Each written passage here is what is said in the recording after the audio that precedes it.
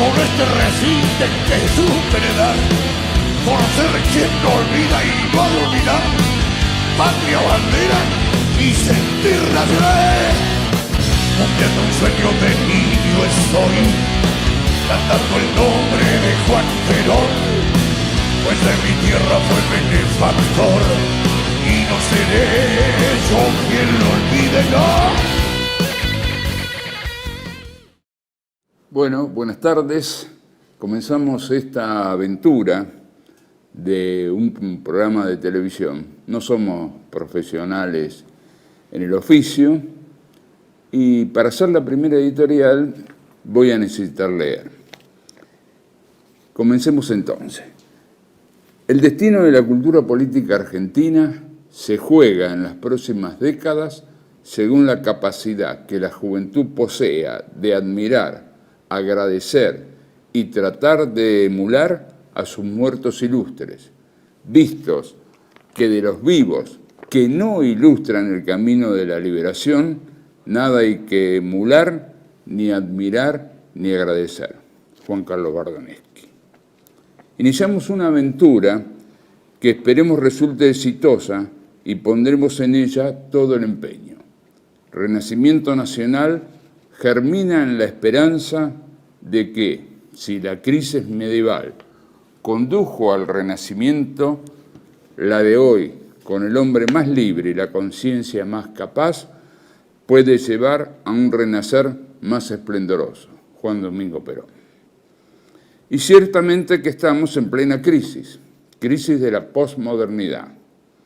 Los principios expuestos a la caída de la Unión Soviética y el advenimiento de la sociedad postindustrial nos hablaban de un nuevo orden mundial, el fin de las naciones como la conocíamos hace no menos de 2 siglos, de un poder mundial que estaba por encima de las decisiones nacionales, de una sola superpotencia, Estados Unidos, y del fin de las ideologías por la imposición de una sola de ellas, el liberalismo.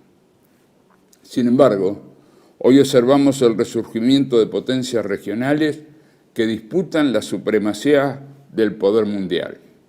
Rusia, China, Turquía, Irán, Brasil, India, etcétera, luchan por imponer sus intereses nacionales por encima de la agenda mundialista. Estamos en ese mundo en conflicto y en crisis.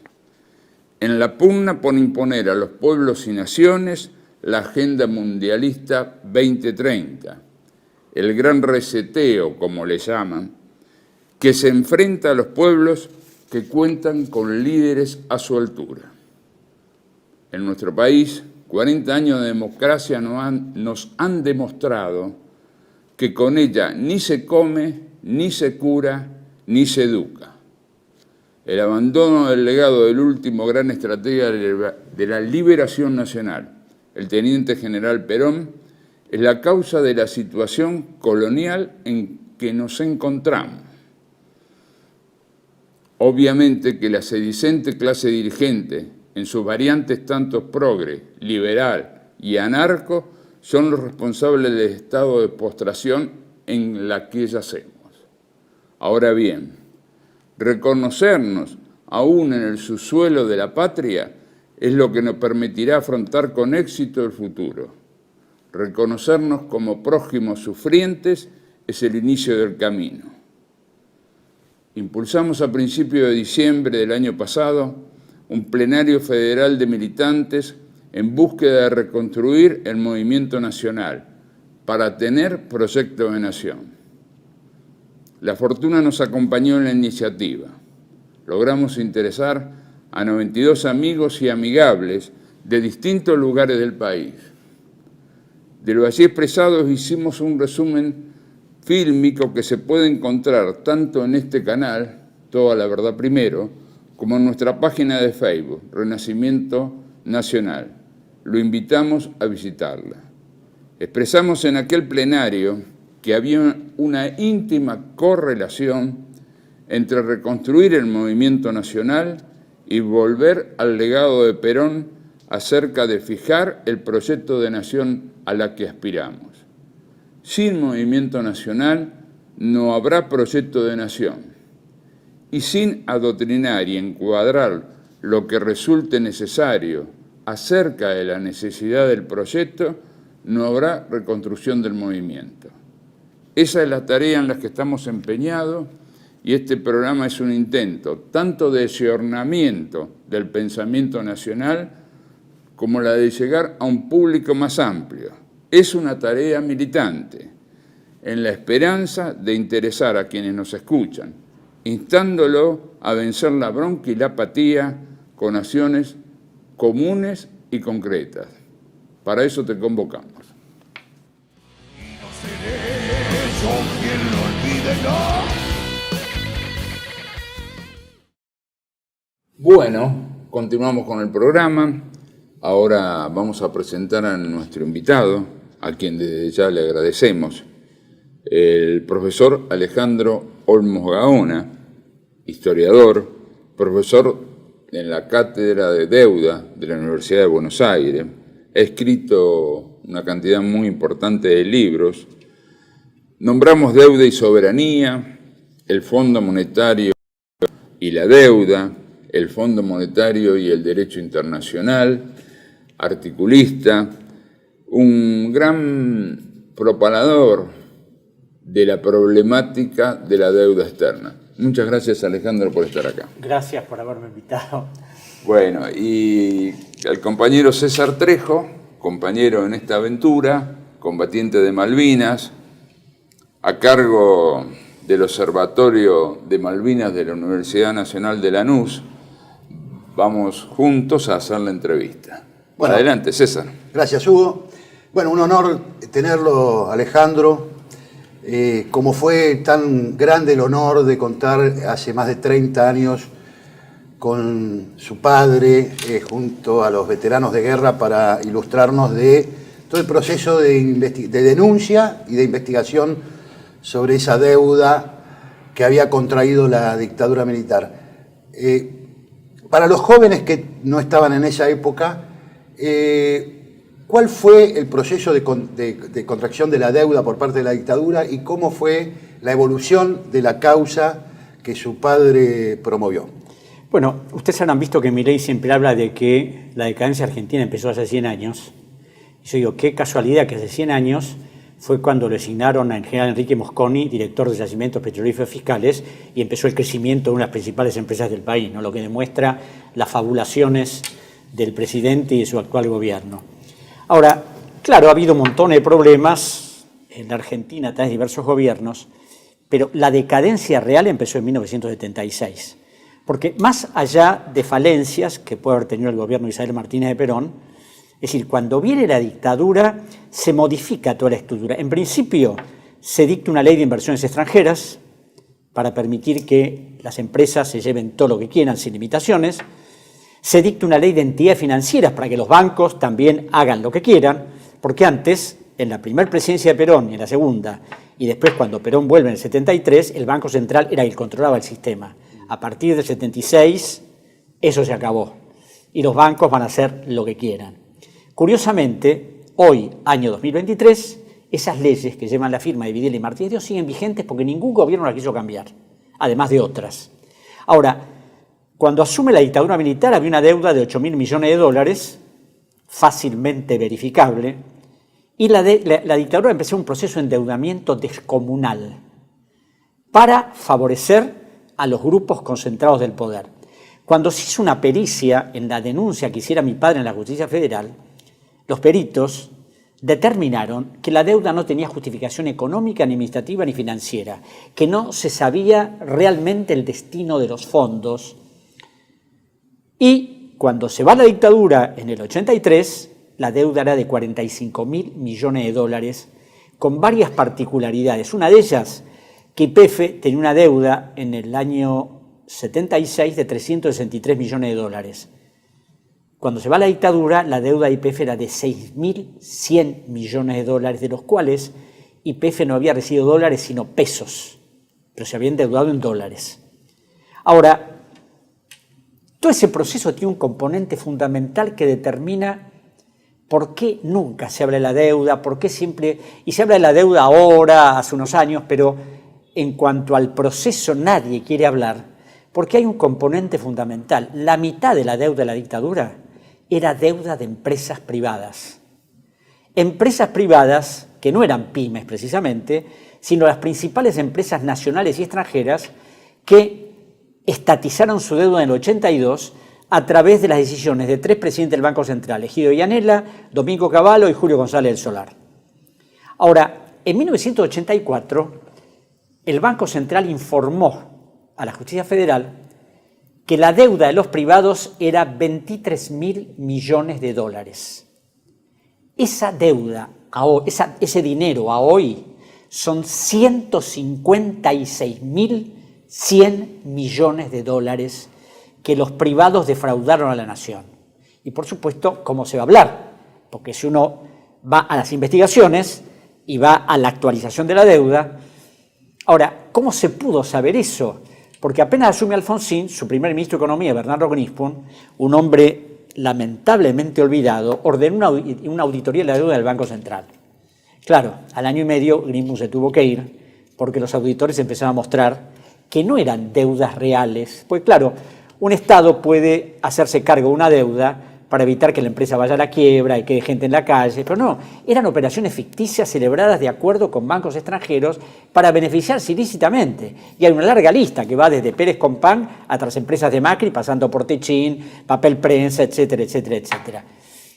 Entonces, claro, todo ese proceso, toda esa investigación de la deuda desaparece en el 85 cuando asume José Luis Machinea, presidente del Banco Central, ex gerente de finanzas públicas de la dictadura, y un célebre personaje que se llama Daniel Marx, que empezó a controlar todo el sector externo desde que asume el 85 prácticamente hasta el año 2001, siendo presidente Fernando de la Rúa, porque él fue secretario de finanzas de 3 ministros, de Machinea, de López Murphy y después de Cavallo. Tuvo un breve interregnio, porque cuando firmó el Plan Brady junto con Cavallo en el 92, fue tan exitoso ese plan para las finanzas extranjeras que se fue a trabajar con Brady a los Estados Unidos. Pero después volvió y siguió operando. Entonces, claro, esa deuda del 83, ningún gobierno quiso cuestionarla y todos la aceptaron. Y a pesar de que Alfonsín dijo que la deuda legítima era que se iba a pagar, esa investigación desapareció del banco y pude reconstruirla en parte por haber conocido a varios auditores que fueron a declarar a los tribunales, llevaron sus elementos de trabajo y ahí pudimos ver cómo era toda esa estructura.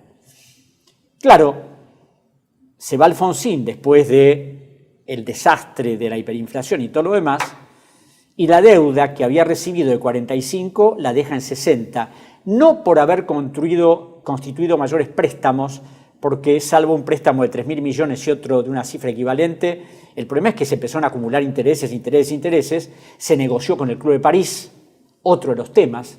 La mayor parte de la deuda del Club de París era deuda por compra de armamentos de la dictadura, no era deuda de empresas ni deudas del Estado por inversiones, y viene Menem, y ahí empieza la gran reforma del Estado en todo sentido, porque se empiezan a vender todas las empresas públicas, se hace una reestructuración en el 92 de la deuda, y como, confesiones de Cavallo, en un documento que está en el Ministerio de Economía, como el Estado no sabía qué deudas pagaba, porque solo se limitaba a pagar lo que le decían los bancos extranjeros, sin exigirles que acreditaran la legitimidad de sus créditos, decide contratar a esos propios bancos para que le dijeran, bueno, cuánto es el stock de la deuda, cuáles van a ser los intereses. Una cosa de locos, ¿no? Sí, sí. Pero a esto se suma que para haber accedido el gobierno al Plan Brady, se endeudó con el Fondo Monetario, con el Banco Mundial y con el BID para comprar las garantías colaterales de ese plan, que supuestamente era reducir la deuda en un 25%, pero era una ficción, porque si debíamos 1.000 millones y nos descontaban 250, el tema es que esos 750 no era el valor real de la deuda se compraba al 17% en el mercado internacional. O sea, fue un negocio brillante para los bancos que con títulos depreciados compraron una enorme cantidad de empresas y se vieron favorecidos notablemente. Entonces, claro, todo ese proceso sigue y cuando hablan de que la deuda es consecuencia del déficit, digo, no, el déficit es consecuencia de la deuda. ¿Por qué? Porque durante toda la década del 90 hubo superávit primario que se convertía en déficit por el pago de los intereses de la deuda. Entonces, ese déficit generado por la deuda se cubría con nueva deuda. Sí, acá habría que sumarle también las otras rentas que se evaden a través de las reformas que hizo Menem y concretó el kirchnerismo, sobre todo, por ejemplo, en el tema minero. Claro. Donde prácticamente lo que pagan las... El canon que pagan es una cosa irrisoria. Irrisoria, ¿no? Y todo esto tuvo la complicidad de estas tres instituciones porque en 3 documentos confidenciales que encontré en el Ministerio de Economía había 3 cartas dirigidas a la comunidad financiera internacional donde Michel Candesus del Fondo Monetario, Lewis Preston del Banco Mundial y Enrique Iglesias del BID decían que había que apoyar al gobierno de Menem. ¿Por qué? Porque se había comprometido a privatizar el sistema jubilatorio, modificar la legislación laboral, que era restrictiva para las empresas extranjeras, y vender las empresas públicas, remarcando en el caso del Banco Mundial especialmente la petrolera estatal. Claro, era uno de los símbolos fundamentales de la soberanía argentina, ¿no? YPF. Ahora, se va Menem. Y Cavallo, cuando firma el Brady en el 92, dice que la deuda en el 2000 va a ser un lejano recuerdo. Cuando dijo eso, la deuda era 62.000 millones de dólares. Cuando se fue Menem, la deuda era de 145.000 millones. Viene de la Rúa. Primero hacen un blindaje, que no va a servir para nada, hasta que después el Congreso Nacional le da plenos poderes a Cavallo para que Cavallo reestructure la deuda. ¿Y cómo la reestructura? A través de un megacanje que va a hacer crecer la deuda en más de 50.000 millones de dólares, que es lo que va a heredar Néstor Kirchner en el 2003. Una deuda de 180.000 millones de dólares. Y aquí una de las cosas fundamentales a aclarar es que se reestructura esa deuda en el 2005. Y tanto la señora de Kirchner como el kirchnerismo en general ha dicho que fue la más grande reestructuración de la historia, lo que es cierto, pero esto del desendeudamiento es una de las tantas ficciones. ¿Por qué? Porque de los 181.000 millones de dólares, lo que entra en el canje son nada más que 81.000. De los 81.000, los que se presentan al canje son 60.000. Y si esos 60.000 son cambiados por títulos por 37.500 millones. O sea, uno hace el cálculo y se da cuenta que ese 70% no es tal. Pero ¿qué pasa?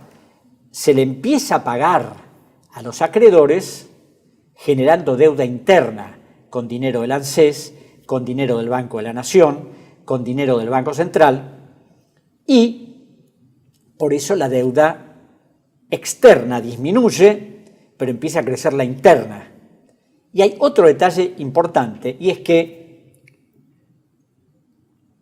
se interviene el INDEC porque en los títulos emitidos por la reestructuración había un stock de títulos atados a la inflación. Es decir, que si la inflación subía la deuda crecía. Entonces hubo que decir no hay inflación y entonces empezaron lo que es materia en este momento de muchos juicios en los Estados Unidos, ¿no?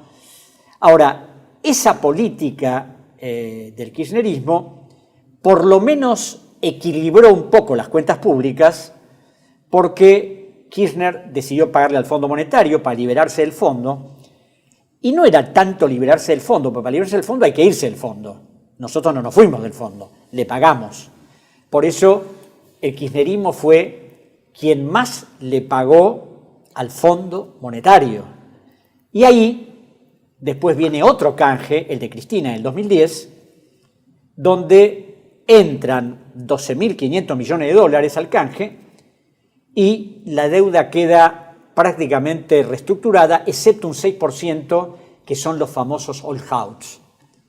Lo notable es que en el canje del 2010, el que estructuró el canje es un señor llamado Emilio Campo Alvear, que iba a ser el que iba a dinamitar el Banco Central de Milei y que fue el autor de la supuesta dolarización.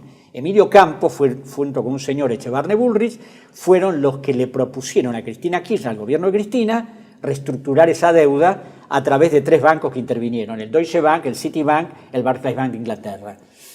Una puntualización. El Barclays Bank de Inglaterra, en épocas de Amado Boudou, ministro de Economía, que fue él... Era Boudou el ministro en ese momento. Exactamente, que firmó la resolución donde se selecciona a esos 3 bancos. El Barclays Bank era el único banco que operaba con los piratas que están en Malvinas usurpándonos. Era el banco que operaba en Malvinas. Claro. Y a ese se eligió como uno de los bancos para reestructurar. Claro, pero lo que pasa, César, que claro, se habla mucho de soberanía y todo lo demás, pero cuando uno ve las cosas que se firman, y una de las cosas que me llamó la atención es que cuando Kirchner, Néstor, emite el primer decreto para reestructurar la deuda, el decreto 319, en marzo del 2004, en ese decreto se renuncia a la soberanía argentina, se somete la Argentina a la jurisdicción de los Estados Unidos, y un detalle no menor, que yo debo ser el único loco que lo dice, y resuelve contratar como abogado de la Argentina a un estudio muy importante de los Estados Unidos, especialistas en fraudes financieros, Cleary, Gottlieb, y Hamilton, que habían sido contratados en 1989 por Carlos Menem. Ese estudio de abogados ¿Hay continuidad? Sigue siendo abogado de la Argentina hasta el día de hoy. Y en el pago a los buitres, ahí Macri hizo contratar junto con ellos a otros para perfeccionar la operatoria. La cuestión Hay política es que, de Estado ahí. Política de Estado. La deuda de la Italia de 45.000 millones, la Argentina le empieza a pagar, a reciclar, y cuando se va Cristina Fernández de Kirchner en diciembre del 2015, la deuda era de 240.665 millones de dólares. Habiendo pagado cash del Banco Central 173.300 millones de dólares. Dicho por ella misma, antes de negociar con los holdouts, que eran más pagadores seriales, dijo. Y se autodefinió, nos acusan de ser deudores, pero somos pagadores seriales. En los 10 años que ellos denominaron la década ganada, 2003-2013. Esto es claro, con estos criterios vemos que la deuda siempre es respetada, investigarla, además saben que hay una investigación en la Justicia Federal. Yo le mandé una larga carta al señor Kirchner en el 2012 diciéndole, señora, hay una enorme investigación donde están probados los fraudes de las empresas privadas, las cosas que se hicieron, hay pericias, testimonios, documentos, y hubiera preferido que no me hubiera contestado, porque entonces dije, bueno, la carta no la recibió. No, me contestó el doctor Oscar Parrilli, en nombre de ella, hablando maravilla de la investigación que había hecho mi padre, de lo importante era eso, pero como el Congreso no había hecho nada, ellos no podían hacer nada. Y acá hay un detalle fundamental, que todas estas operaciones del 86 en adelante fueron avaladas por ambas cámaras del Congreso, por todos los bloques. No es que hubo un bloque que se opuso o no. Y aquí llegamos a Macri, año 2016. Primer proyecto de ley, pagarle a los fondos buitres. El fiscal federal Federico Delgado hizo una investigación importante sobre la deuda, sobre el pago a los buitres, demostrando que lo que había que haber pagado a los buitres era lo que se había litigado en el juego del doctor Griesa. ¿Por qué? Porque la Argentina se había sometido a la jurisdicción, se había defendido, le había salido mal, había apelado, hizo todas las instancias procesales y bueno, no tenés otra. Pero esos eran 3.500 millones de dólares. Y la Argentina pagó más de 12.500 millones en títulos que estaban sospechados, que algunos de ellos estaban cuestionados. Muchos se habían litigado en el CIADI y el CIADI había rechazado la operación. Y un detalle para que esto puede ser folclórico, ¿no? Pero como yo fui a exponer en el Senado, porque me invitaron las comisiones, me llamó la atención que en los preacuerdos hechos había uno hecho en una página de agenda que se ve que como no tenían a mano una A4, arrancaron de una agenda que no era del ministro que firmó eso, que en ese momento era el secretario de Finanzas, Luis Caputo, sino que abajo, cuando uno ve, yo tengo la foto, se las puedo mandar, es el membrete del estudio de abogados de Estados Unidos, abogado de los acreedores. Arrancó una hoja y ahí Caputo, a mano, escribió: reconozco en favor de ML Capital la suma de 842 millones y o 848, no estaban seguros. Y firma Luis Caputo, secretario de Finanzas de la Nación. Total, el que paga el pueblo argentino, o sea, 6 millones más, 6 millones menos. Bueno, todo eso fue aprobado mayoritariamente por todos los bloques, con algunas excepciones de bloques de izquierda en la Cámara de Diputados, no en el Senado.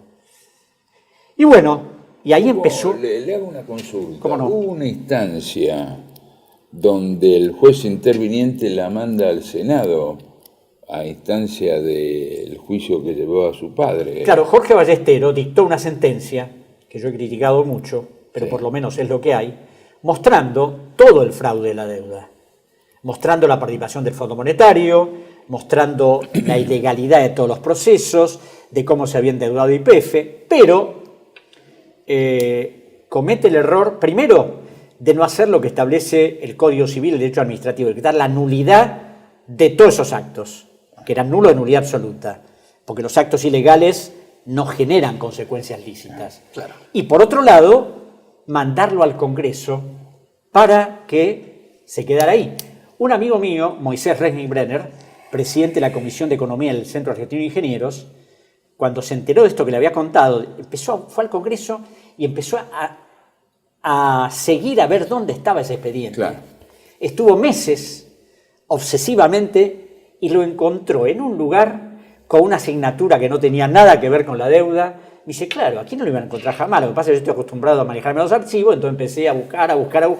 Es decir, no les interesó. No lo trataron nunca. Nunca. Y después, bueno, viene Macri y empieza a endeudar al país. Empieza a endeudarlo, con autorización de ambas cámaras donde él no tenía mayoría. Por eso cuando dicen la deuda de Macri, no, la deuda de Macri autorizada por el Congreso, excepto el préstamo del Fondo Monetario, que no necesitó autorización del Congreso porque hay una ley de la Nación, la 24.156, que en su artículo 60, en la parte final, establece que los préstamos internacionales que celebre la Nación con organismos de los que forme parte, no es necesario que sean validados por el Congreso.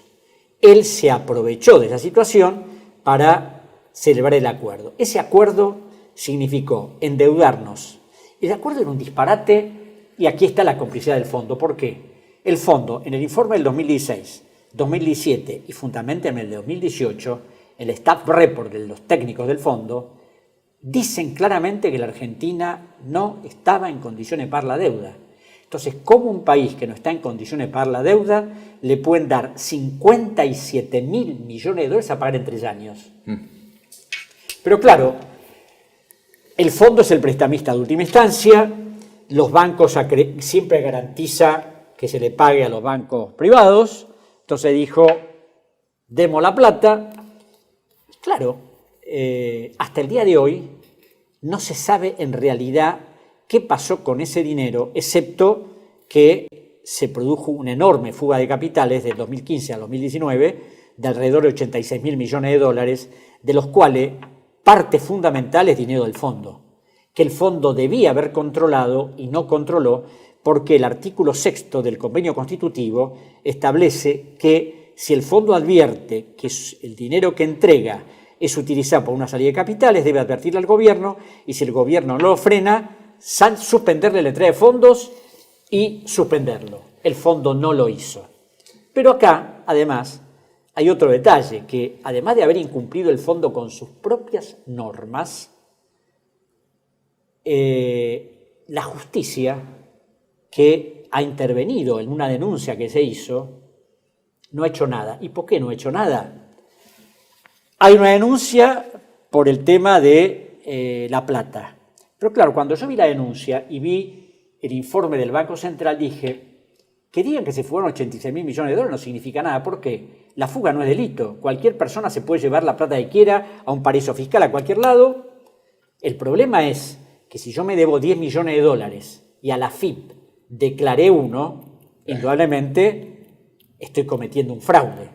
Entonces presenté una denuncia con Alicia Castro y Gabriel Mariotto para que se levantara el secreto fiscal a los efectos de cruzar quienes se habían llevado y se habían declarado. ¿Cuánto habían declarado? Bueno, hace una semana y media la jueza María Eugenia Capuchetti, que sé que es muy amiga de Santilli, dijo que había que archivar la causa porque, es decir, eso era una excursión de pesca, ir saliendo a ver, ¿cómo una excursión de pesca? Señor, si fulano de tal se llevó tal dinero y declaró, pero claro, eso es lo que pasa con la justicia. En este momento el juicio de la deuda, que sigue activo, sigue acumulando elementos. El fiscal Delgado se cansó de presentar dictámenes, llegó hasta el Procurador General de la Nación para decirle, me acuerdo de una de las frases de Federico, indudablemente no hay la menor intención de investigar esto.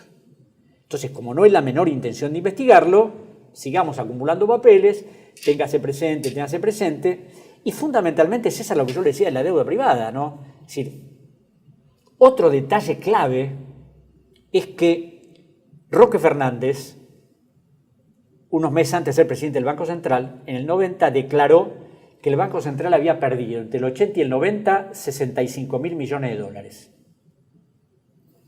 Menem emitió un decreto en 1901 creando una comisión investigadora que estaba integrada por César Arias, subsecretario de Justicia, Oscar Roger, Procurador General de la Nación, y el fiscal Ricardo Molinas. La comisión investigó y preparó un informe que desapareció de todos los lugares hasta que, gracias a los esfuerzos de Delgado, apareció y fue remitido a la Justicia Federal. ¿Qué decía ese informe? Que no se habían perdido 65.000 millones, sino 104.000, de los cuales, además de favorecer al sistema financiero, el sector privado se había visto beneficiado en $70.000 millones. A cifras de hoy son $246.000 millones. Vamos a dar una pausa para que los televidentes puedan tomar un poco de agua, respirar y este inmenso dolor que provoca esta información, le ponemos una pausa y regresamos al próximo bloque. TLV1 se complace en anunciar que estará transmitiendo en su canal TLV1 Clips valiosos programas emitidos antes de la censura sufrida. El lienzo prohibido, el revés del derecho, combates por nuestra historia, disenso, historias de Malvinas, entre otros que podrán encontrar en este enlace.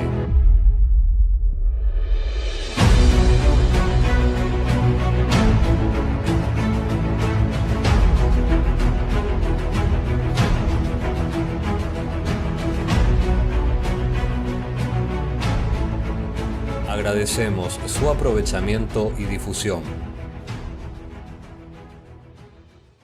Bienvenidos a CEPA, Centro de Estudios del Pensamiento Americano. Nuevo sitio web de cursos de formación en política, filosofía, historia, literatura, geopolítica, religión, psicología y más. Cursos de formación que reflejan el verdadero pensamiento americano. Lo invitamos a elegir el curso de su agrado ingresando en www.cepa.la.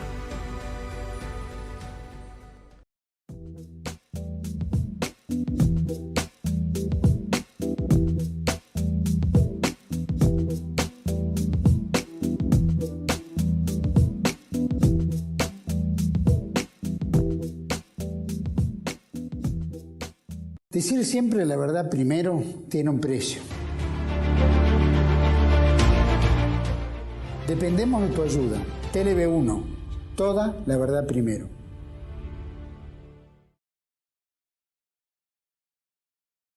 Bueno, continuamos con este segundo bloque. Esperemos que los televidentes hayan asumido y se hayan podido reponer, que es lo más bravo, ¿no? Sí, toda la información vertida. Si se han podido reponer, vamos a tratar de cerrar demoliendo su ánimo, contando los próximos capítulos, ¿no? ¿Cuál es la deuda actual? Sigamos. Macri recibe $240.665 millones. Viene Alberto Fernández, empieza a negociar con el fondo, empieza a negociar con sus acreedores privados, fundamentalmente con BlackRock, que era el mayor acreedor privado, es decir, el mayor fondo de inversión que tenía títulos de la deuda. Y aquí hay un tema que hemos hablado mucho con Juliano, y es que los fondos de inversión se manejan con el gobierno, pero no dicen qué fondos administran. Y a través de investigación que hizo Delgado, como nos dimos cuenta que había muchos funcionarios del gobierno de Macri que tenían títulos de la deuda, me acuerdo que cuando Guzmán arregló finalmente con los privados, salieron todos los ministros endeudadores a decir que bueno, Duhovne, Prat-Gay, Caputo, todos dijeron fantástico, ¿no? ¿Por qué? Porque bueno, a lo mejor ellos tenían títulos y de esa manera no iban a tener problema de dinero. Ahora, Guzmán arregla con ellos en el 2020 y después en el 2022 cierra con el fondo. Y lleva una ley al Congreso bastante buena para que cualquier acuerdo con el fondo pasara por el Congreso, se discutiera, no como antes que... Pero lo que me llamó la atención es que se modifica nada más que respecto al fondo, no al Banco Mundial ni al Banco Interamericano de Desarrollo. Y esto tiene que ver con el permanente doble discurso, ¿no? Porque yo le he oído hablar a la señora Kirchner mal del Fondo Monetario y del Banco Mundial, y ella mandó 2 proyectos de ley al Congreso para capitalizar al Banco Mundial y para aumentar la cuota de la Argentina en el Fondo Monetario, y ahí habla maravillas del Fondo Monetario y del Banco Mundial. Pero claro, ¿quién lee esos papeles? Muy pocos. Y otros, aún de la oposición, como en cuestiones de pagar, como decía un gran juez amigo mío, el doctor Salvador María Lozada, hay un club de la deuda del que todos dicen hay que pagar. Resultado, que el doctor Fernández recibe 323.000 millones de dólares de Macri y se va dejando 425.000 millones de dólares. El 70% de deuda en moneda extranjera y el 30% en moneda local. Asume Milei y la deuda baja de golpe de 425 a 370.000 millones. Ahora, ¿por qué baja? Esto hay que explicarlo bien. Porque claro, la deuda en pesos, el Ministerio de Economía la mide en dólares. Y claro, no es lo mismo medir una deuda en pesos con un dólar a 385 que en un dólar a 850. Claro. O sea, la deuda nominalmente sigue aumentando, pero en dólares, por la devaluación, baja. Pero claro, eso duró un respiro. ¿Por qué? Porque en enero, estas son las cosas que muestra lo que es el periodismo en la Argentina, de los grandes medios. Ustedes se habrán acordado que hace un mes y pico, todos los diarios se felicitaron porque por primera vez la Argentina había tenido superávit financiero de 518.000 millones de dólares en el mes de enero. Claro, 518.000 millones derivado a la licuación de la jubilación, de los salarios, de pagos que nos hicieron, así cualquiera. Si yo en mi casa no pago la luz, como una vez por día, y bueno. Algo le va a sobrar. Algo va a sobrar. Si no es un trabajador o un jubilado. Claro. Ahora, 518.000 millones de pesos equivalentes a 456 millones de dólares. Ahora, nadie dijo, ningún medio comentó, que en enero la deuda creció 10.662 millones de dólares. Entonces, ¿qué son 456 del superávit al lado de 10.662? Y además de haber crecido 10.662 en enero, en febrero creció 5.800 millones de dólares más. Simplemente por los intereses. Por intereses que además no se pagan y por estas emisiones que hace el Banco Central, el Tesoro, de títulos dolarizados. Y esto se suma que hace una semana y media el ministro de Economía, Luis Caputo, emitió un bono por 5 billones de pesos atados a la inflación atados al CER, al coeficiente de estabilización de referencia. Otro bono con vencimiento en el 2025 por $6.000 millones y otro bono por otros $6.000 millones con vencimiento en el 2026. Es decir que 10.662 más 5.800 más 12.000 nos dan la pauta de lo que es la deuda hoy. A lo que hay que sumar los cupones atados al PBI, que son alrededor de $12.500 millones, que no sé por qué en estas cosas del Banco Central, del Ministerio de Economía, cuando uno ve mes a mes la evolución de la deuda pública, no figuran los cupones atados al PBI. Los cupones solo figuran en los informes trimestrales. Es decir, cuando uno ve el último informe, pero claro, como uno ya es un viejo pesquisidor como Juliano, vamos a eso que tratan de que quede disimulado, entonces, total son 12.500 millones más, menos. Entonces, la realidad es que el gobierno va a seguir endeudándonos porque además tenemos un ministro que es un endeudador serial que cuando emitió un bono a 100 años en junio del 2017, lo colocó. Una de las cosas que me llamó la atención de ese bono es que yo creo que se colocó antes de ser emitido ya, porque lo colocó en 5 bancos, uno de ellos, por supuesto, el Barclays, que siempre está presente, y él compró, una empresa vinculada a Caputo, compró $5.500.000 del bono.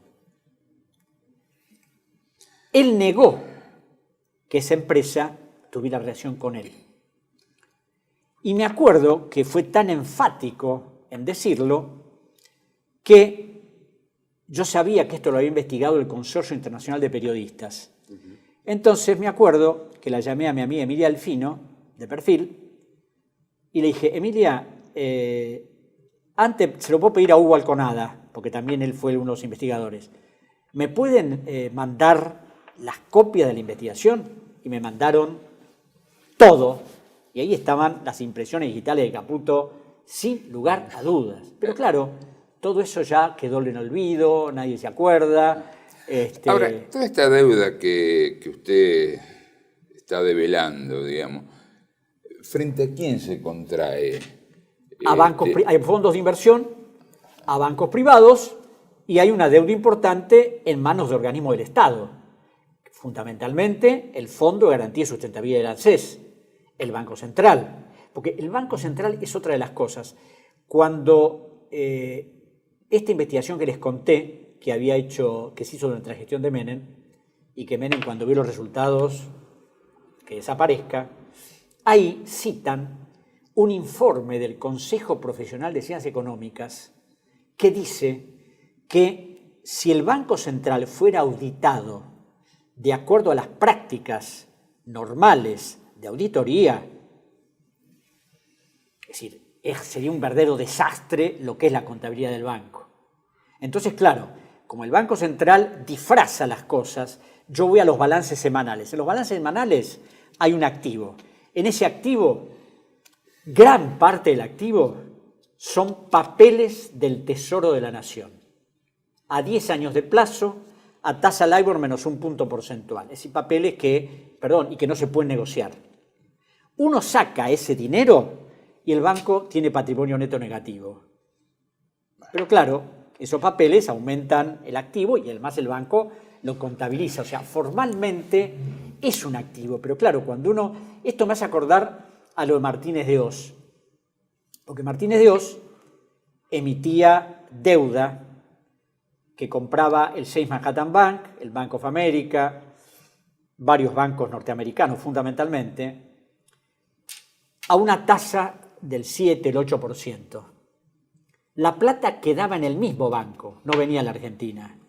Y por dejarla en el banco nos pagaba el 4 o el 5%. Es decir, por una plata que no veíamos, perdíamos 3%. 3% todos los años. Pero claro, en el balance del banco figuraba como activo.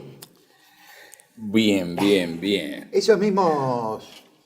Estaba calculando la tasa LIBOR de la privatización de YPF, de los fondos que recibieron las provincias, que ahora es un tema candente por este conflicto, esta crisis que hay entre el gobierno central, que no quiere liberar los fondos coparticipables, y las provincias patagónicas, pero todo tiene su génesis en la privatización de YPF, ¿no? Y en esta cláusula que se pone a la nueva Constitución Nacional en el año 94 de las provincias como administradoras de los bienes naturales, ¿no? Claro, esta es otra de las cosas que, como digo siempre, claro, yo me dedico a la historia, ¿no? O sea, no me dedico a la política, aunque por supuesto tiene que ver con la política, pero una cosa es lo que dice la dirigencia política, otra cosa son los hechos. Es decir, YPF fue privatizada en 1992 por el lobby feroz que hicieron las provincias patagónicas lideradas por Néstor Kirchner. Tanto será que el miembro informante fue Oscar Parrilli. Así es. Y cómo festejaron la privatización de YPF.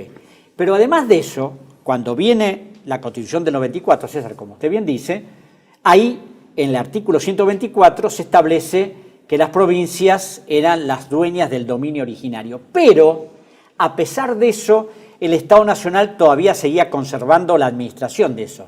Pero claro, Néstor dicta la ley corta, por el cual, a partir de ahí, las provincias pueden hacer lo que quieran con el petróleo que tienen, negociar. Y claro, ¿cómo es posible que una provincia pueda negociar con un monstruo como Tecpetrol, como Chevron Texaco, como Total de Francia? Es decir, es impensable eso. Claro, es debilitar cada vez más la posición. Exacto. Ya ni siquiera el Estado Nacional tiene el poder para negociar simétricamente con una transnacional. Exacto. Entonces, pero claro, el discurso es...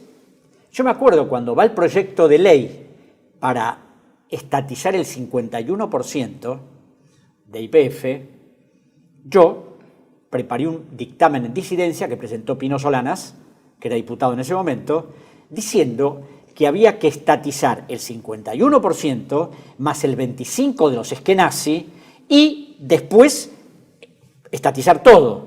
Pero claro, estatizar el 25% de los eskenazi era afectar un negocio. El bolsillo de los amigos. Exacto. Entonces, Más que amigo, un socio. un socio. Un socio. Entonces, eso quedó ahí y ahora tenemos este problema realmente canallesco porque los Burford deben ser socios de los eskenazi. Ahí debe haber alguna cosa, porque a mí me llamó la atención que el Procurador General del Tesoro en la época de Macri, Saravia Frías, inició una acción legal en los tribunales de Madrid y cuando vino Zanini la desarticularon. Porque claro, era investigar toda esa componente extraña que se había realizado. Es muy interesante esto porque nos permite comprender que Milei no salió de un repollo, Exacto. ¿no? Salió de un hartazgo. Y quizás tiene que ver con un hartazgo de la hipocresía de aquellos que se autodefinieron nacionales y populares, pero cuando tenían que sentarse a hacer los negocios, dejaban la ideología Aparte. ¿no? Y eso sí, después le vendían el desendeudamiento, le vendían patria buitres, pero la realidad es que se sentaban y negociaban de la misma manera que negocian los actuales o que han negociado los rivadavianos de todas las épocas, ¿no? En algunos casos yo diría que peor, porque yo me acuerdo cuando Kicillof negoció con el Club de París, arregló pagar en 5 cuotas. Cuando uno iba a la contabilidad del Ministerio de Economía, veía que la deuda con el Club de París eran 6.000 millones de dólares, con intereses acumulados. Él arregló pagar 9.500 en 5 cuotas, y un banquero amigo mío, que tiene fluidas comunicaciones con bancos del exterior, me decía que lo que asombró es que siempre la Argentina, en todas las negociaciones que hizo con el Club de París, siempre pedía disminución de intereses, peleaba el plazo, inclusive en las rondas que se hicieron en la época de Alfonsín, se extendieron los plazos, se disminuyeron los intereses, y aún en la época de Menem, con Kicillof no pasó nada de eso. 5 años y a pagar todo sin discusión. Entonces, como usted dice, César, una cosa es el discurso y otra cosa después lo que uno ve en los elementos, ¿no? Y además, esto del Club de París es significativo porque, siendo yo asesor de Solanas, cuando se estaba negociando eso, pedimos al Ministerio de Economía que nos mandaran los documentos de la deuda del Club de París. El Ministerio de Economía nos informó que teníamos que pedir la documentación al Banco Central que era que había intervenido en las rondas de negociación. Lo pedimos al Banco Central. El Banco Central nos contesta que ellos no tenían nada, que lo tenía el Ministerio de Economía. Entonces, claro, una cosa de loco, ¿no? Entonces, me acuerdo que hablo con una doctora, María del Carmen Urquiza, que era asesor letrada del Banco Central, una excelente profesional que me consta hizo buscar y no encontró nada, pues claro, durante la gestión de Cavallo, todo el sector externo había pasado al Ministerio de Economía. Y ahí un buen día recibimos una nota firmada por el contador Amado, que era director del Departamento de Deuda Externa del Ministerio de Economía, diciendo textualmente, la tengo la nota, en algún momento el Banco Central nos envió alguna documentación no debidamente sistematizada que adjuntamos a la presente nota. Y era un listado de las deudas que la Argentina tenía con el Club de París, las empresas que habían intervenido, que eran empresas estatales de países europeos fundamentalmente, pero nada más. No había ni contratos, no había nada. O sea, no podía saberse, porque claro, las sospechas muy concretas es que eso sirvió para compra de armamentos, inclusive un préstamo enorme con Alemania por más de 1.000 y pico de millones de dólares para la compra de 2 submarinos.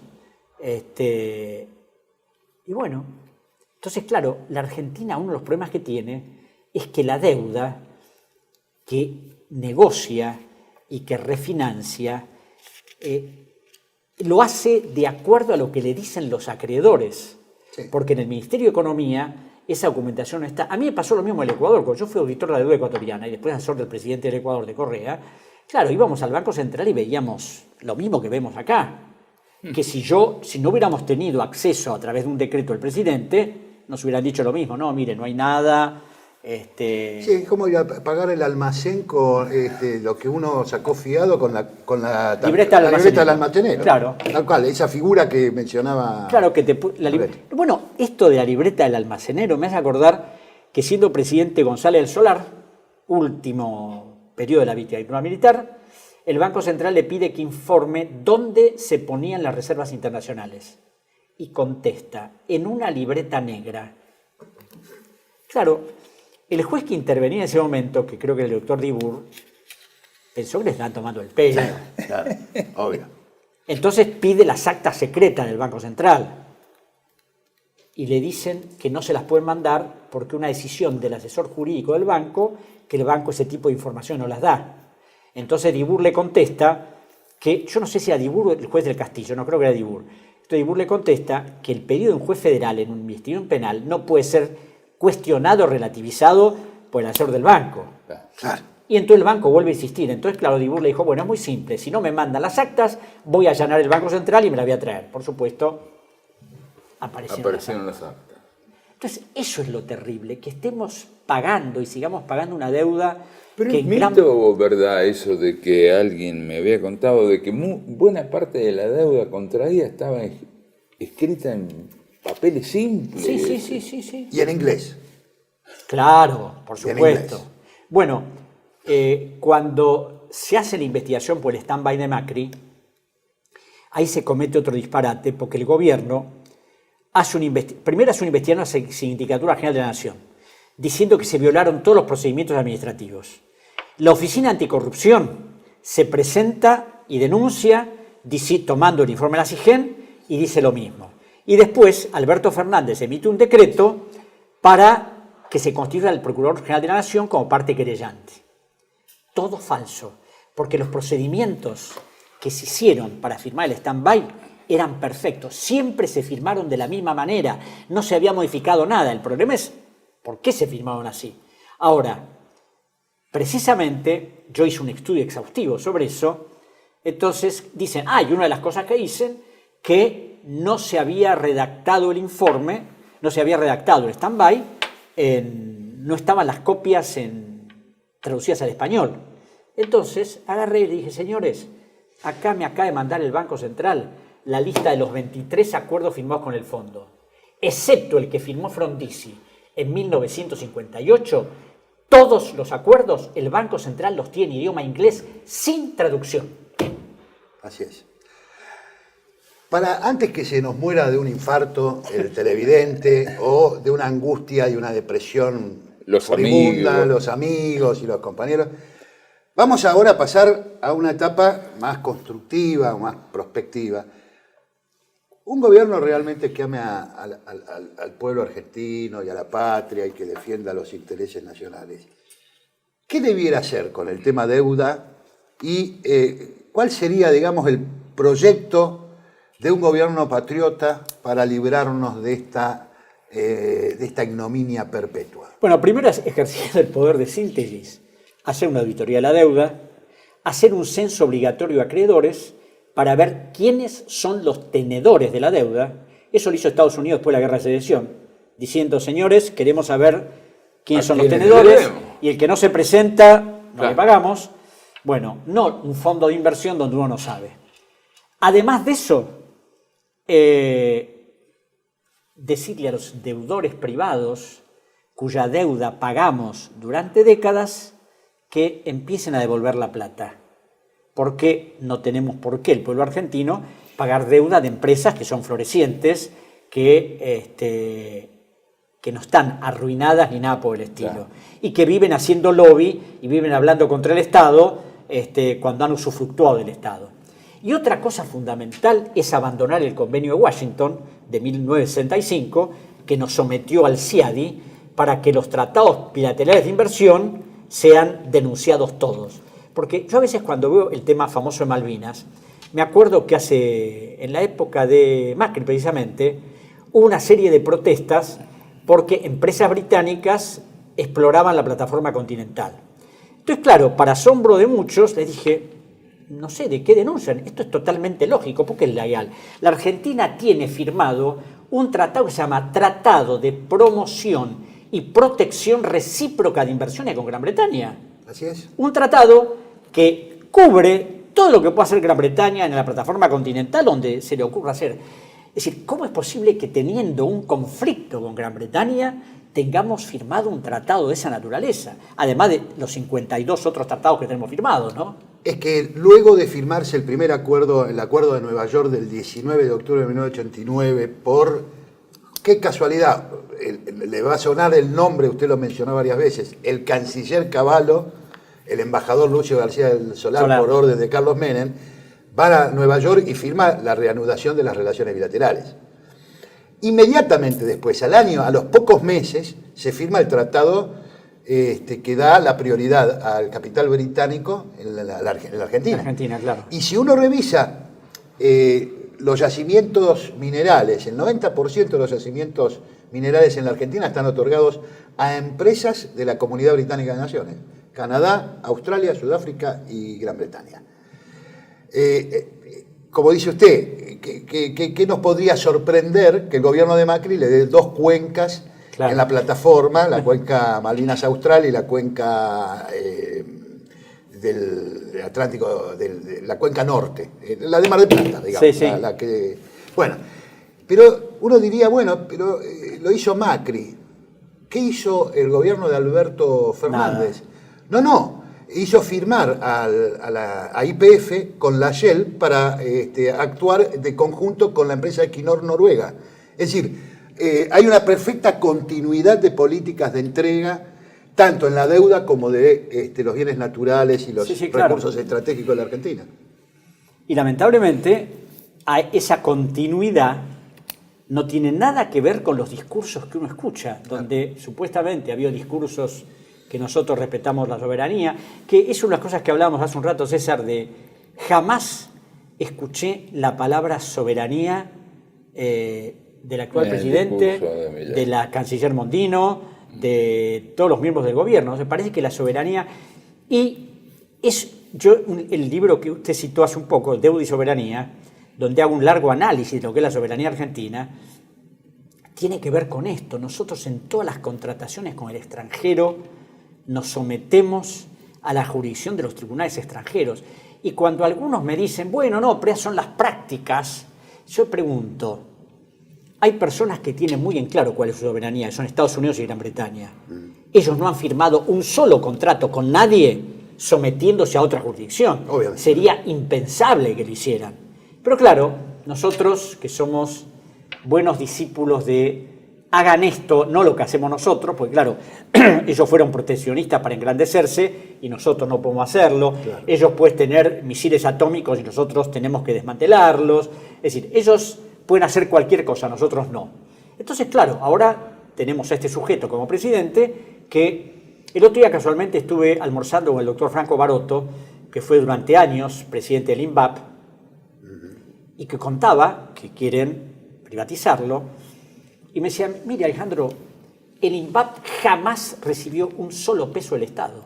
No. Siempre se ha autoabastecido, y ayer o anteayer leí en La Nación que la Argentina fabrica un CAREM, que es un reactor de mediana potencia, que es la primera nación en el mundo que es capaz de desarrollar eso.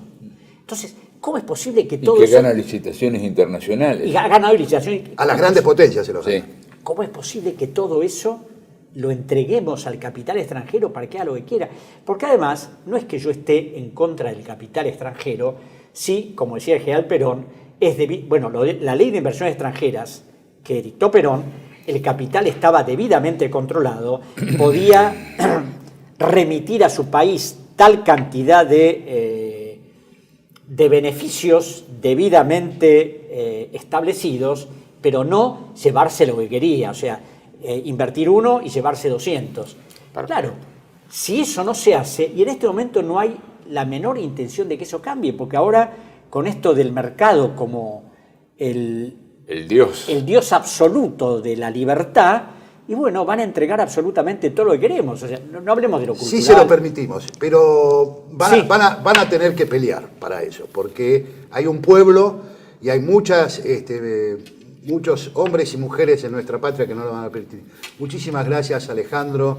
Vamos a estar nuevamente convocándolo para que nos dé estas noticias esperanzadoras que siempre tienen. Pero bueno, nunca triste la verdad. Nunca triste la verdad. Hay que afirmar la verdad y saber cómo salimos de esta ignominia. Muchas gracias. Gracias a ustedes. Quiero expresar con este resiste que supe dar por ser quien no olvida y no ha de olvidar patria, bandera y sentir nacional.